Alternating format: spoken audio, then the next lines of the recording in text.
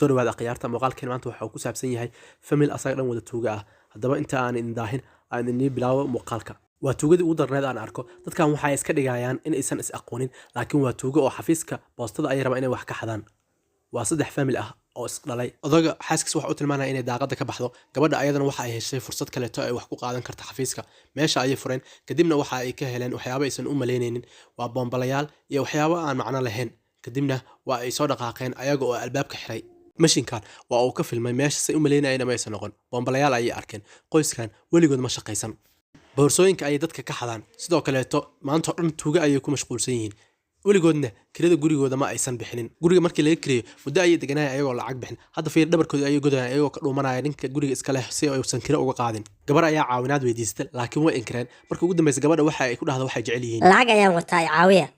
lacagta waa waxa kaliya dhigooda ku raaxaystaan isla markii waxay maxaan ka caawiya gabadhan waxay doonaysay in booska iskuulkeeda la buuxiyo casharadana loo soo dhageysto gabadhiisa ayaa loo diray waxayna soo xaadirtay galaaska maalintaas galaaska waxaa la qaadanayaa cashar ku saabsan waalidka iyo carruurta xiriirka ka dhexeeya maalintaas waxay ku fakartay inay ku noolaato nolol caadi ah noloshan tuunimada iska dayso laakiin waalidiinteeda ma ogolaanayo sababtoo ah ayada tuul ahaan ayay u isticmaalaan maalintaas waxa ay qorshaysay safar ay ku aadayso New York si u soo baashaasho taas beddelkeeda hooyada lacag ayay siisay si u fasaxdo sababtoo ah hooyadeed wax kale kuma fakarto oo aan lacag ahayn ama la soo dhacay ama la soo xaday hadda hooyadu waa iska qancisay laakiin aabaheed ayaa u dhiman aabaheed ma ahan mid fasaxayo arrintaana ka ogolaanaya maalintii xigta waa ay soo baxeen waxaana banaanka ku qabtay ninkii ay guriga ka kireysteen wuxuu ku yidhi lacagteeda ayaa idinka rabaa ciddaan 3 bilood lacagta ma aysan bixin waxaana laga rabaa 1500 waxaana laga qasban yahay inay ku soo aruuriyaan 2 wiig haddii kaleeto guriga ayay ka saari doonaan hadda waxay ku qasban yihiin lacagta inay soo aruuriyaan si dhaqsi ah gabadhi waxaa loo diray xafiiskii boostada laakiin markaan wax walba waa isbedeleen kaamirooyin kaliya meesha laguma xirinay sidoo kaleeto qufulladii iyo furayaashu waa la bedelay hadda waxa ay sameeyaan male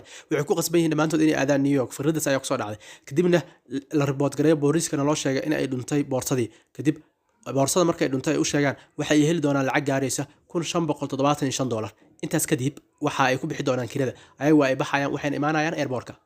hadda waxa lagu dhaqaaqay fikradii diyaaradda ayaa la soo raacay intaas kadib waxa ay qaateen inay cunaan raashinka dadka kaleeto waxay bitalayaan inaysan is aqoonin waxay fadhiisteen kursi kala duwan gabar ayaa u imaatay qurux badan wayna ka heshay waalidiintan waxay bilowday in ay la sheekaysato gabadhan waa mid degan oo qurux badan laakiin waa gang ayagana waxay rabtaa inay doqomeysto laakiin ayagaaba ka daran hadda gabadha waxay tagtay kuwa airportka arintii ay u sheegtay boorsada ay aguruntay waxay dhahay lacagta soo bixi doona laakiin waqti ay qaadanaysaa sida daraadeed waxaa sugaysaa 6 wiig ilaa 2 asbuuc laakiin waqtigaas tirada badan ma ay haystaan oo guriga waa laga bixinayaa gabadhan waa dadka cunada gegeeyay hadda waxaa soo dalbaday oday duqa ayaa delivery ka soo dalbaday odagan waa uu jiran yahay sariir ayuu saaran yahay ilmihiisa lama joogaan waa hadda waqti fiican ay haystaan ay odagan ku dhici karaan ayaga guriga waxay ugu raaxaysanayaan si family iska leh oo kaleeto intaas kadib gabadha waxa ay soo galaysaa qol waxayna si kadis u arkaysaa odagii iska leh guriga oo meesha yaala waa in xaysa maskaxda ay bedelaysaa kadibna waxa uu tagaysaa aabaheed intii u murugoota ninka maskiinka inaan wax laga xadi karin laakiin odaga waxa sameeyay wax kasta inuu la xado ayuu rabaa kadib waa ay soo laabanaysaa waxay imaanaysaa qol waxayna ku fakaraysaa nolosha mugdiga ah xilliga ay ka bixi doonto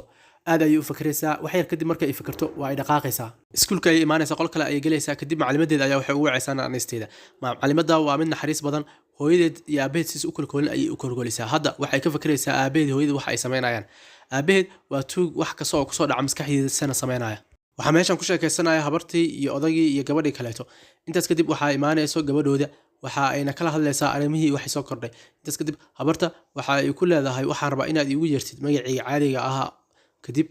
waa ay murmayaan kadib waxay soo dhiibaysaa lacagtii airportka ay ka soo qaaday kadibna waxay leedahay mar dambeeto aniga shaqada ma rabo inaan galo taas beddelkeeda habarta waxay u jawaabaysaa sida tan kadib intaas habartii inay wax ku dhahdo waa ay ka labalabaynaysaa waa ay ka cagjiidaysaa labadii gabdhood bannaanka ay u soo baxayaan waxayna ka sheekaysanayaan arrintaa meesha ka taagan gabadha kaleeto waxay u sheegaysaa in waalidiinteeda ay yihiin kuwa tuuga ah oo aan marnaba jecel siinin waxayna u sheegaysaa in arrintan ay u baahan tahay inay ka baxdo gabadha kale way rumaysan weynaysaa arrintii ayay u sharxaysaa wax walba waxa ay noqonayaan kuwa isku cakiran waalidiintaana ma ahan waalidiin wanaagsan kadibna waxay u sheegaysaa inay yihiin waalidiinteedu kuwo wanaagsan wax kastoo ay soo helaan nasiib simar ay u qaybsadaan intaas waxay leedahay ma ahan adiga ayaa lagu danaysanaya waxay leedahay intaas kadib way israacayaan nolosha caadiga ayay maalintaas soo arkaysaa waxay la soo kulmaysaa waxyaabo ay weligeed arkin iyo macmacaan qurux badan waxay qorsheynaysay inay ka tagto waalidiinta dhibka badan laakiin albaabka ayaa la soo garaacay waa ayagii kama aysan furin way ku adkaysay markay tageen kadib albaabka waxay ku arkeen bashqado ay ka buuxaan hadiyado kala duwan hal ayay u furtay wax kasta oo ay jecleed ayay ku soo rideen kadibna waxaa la socday kaar kaleeto maadaama dhalashadii 18aad ay tahay waxayna ku casuumeen in ay timaado maqaayada intaas kadib way qalbi jileecday oo waxay aaday maqaayada maqaayadda markay imaatay waxay dalbatay wax kasta oo ay doonayso.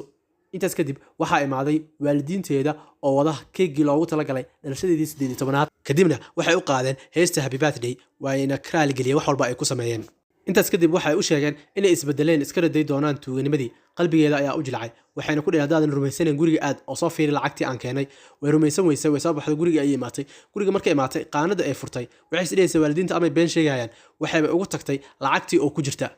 way yaabtay waxay rumaysan lahayd ilaa hadda labadii waalid ay tuugnimada in ay isbedeleen. intaas kadib way u laabatay wayna ragaaligalaysay waxayna ku noolaayeen intaas kadib nolol caadi ah oo degan waxayna iska dhaafeen tuuganimadii. sidoo kale markay soo kaceen subaxii xigay waxay arkeen guriga oo faaruq ah oo aysan wali xataa sariirtii lagu seexanayo. wax kasta waa ay fuqsadeen lacagta waa ay qaateen. way yaabtay awal bay ogeed in waalidiintan ay xishooneen way qosleen. intaas kadib waxa ay ku aruursadeen waxyaabo yarka oo yaalay lacag yar ay heleen oo gaaraysa $525. waxayna soo gateen waxyaabaha laga maarmaanka ahaa. laakiin ayada hadda xornimo ay dareemaysaa. waalidiintii tuugada ahaa waa ay ka tageen ayada isticmaali jiray kuwaasoo inay wax soo xadaan markaas uu isticmaali jiray. hadda waxay ku qasban tahay in ay bilaabato nolol caadi ah wax kastana waa ay hagaagin.